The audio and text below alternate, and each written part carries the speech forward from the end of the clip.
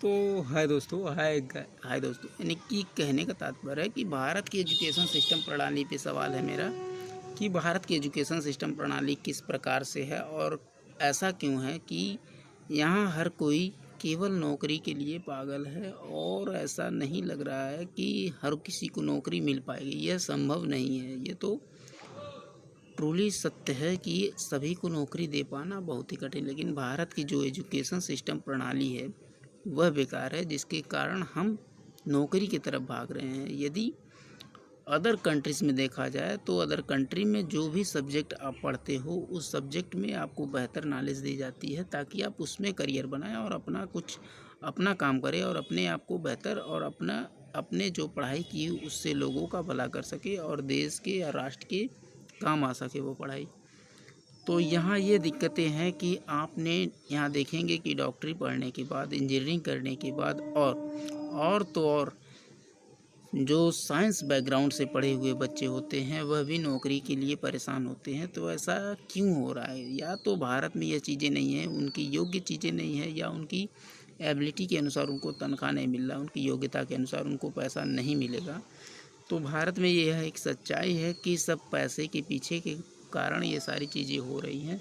इन सारी नौकरियों में भीड़ इसीलिए है क्योंकि यहाँ पैसे ज़्यादा मिल रहे हैं और जो भी आप पढ़ाई कर रहे हो उसमें आपको स्किल नहीं सिखाया रहा है। सबसे बड़ी बेसिक चीज़ होती है कि आप किसी भी कोर्स में जो साइंस साइड का है, जो डॉक्टरी लाइन का है, जो इंजीनियरिंग लाइन का है, यदि आपको उसको बेहतर स्किल सिखाते और बेहतर रोज़गार कहीं उपलब्ध करा देते तो वह शायद इस तरह के भीड़ में और भीड़ जाल में नहीं फंसता और वह भी अपना करियर कुछ बेहतर बनाना चाहता। लेकिन समाज और सरकार ने इस स्थिति को बना दिया है कि यदि अगर आप नौकरी नहीं पाओगे तो लगता है कि आपकी कोई वैल्यू नहीं है। लेकिन हकीकत क्या होता है कि नौकरी में पैसा ही मिलता है और उसमें कोई अलग सी चीज़ नहीं मिलती है। समाज में लोग रिस्पेक्ट देते हैं, ऐसा कहते हैं, लेकिन रिस्पेक्ट फाइनली कुछ होता नहीं है। आपको पैसे से ही रिस्पेक्ट मिलती है, बस उसमें पैसा अधिक मिलता है।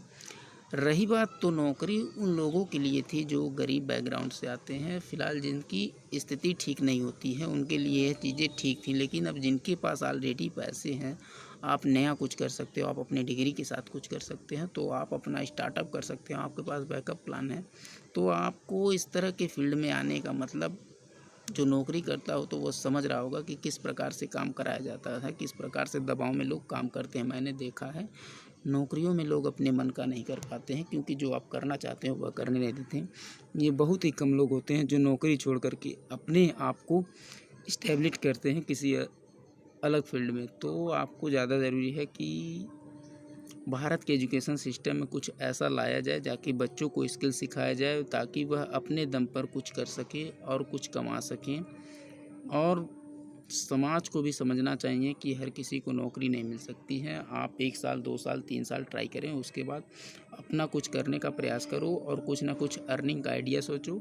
जो भी करो, आप कुछ भी कमाओ, आप अपने आप को खुश रखो, लोगों के चक्कर में ना पड़ो। यदि बहुत ज़्यादा समय किसी चीज़ में दे रहे हो, नहीं होगा तो कोई बात नहीं है, आप फिर कुछ नया करने का साहस रखें ताकि आप एक आगे का फ्यूचर बहुत बेहतर होता है। जो मिला नहीं मिला सो कम नहीं, जो मिलेगा वह कुछ ही से कम नहीं। तो जय हिंद, जय भारत।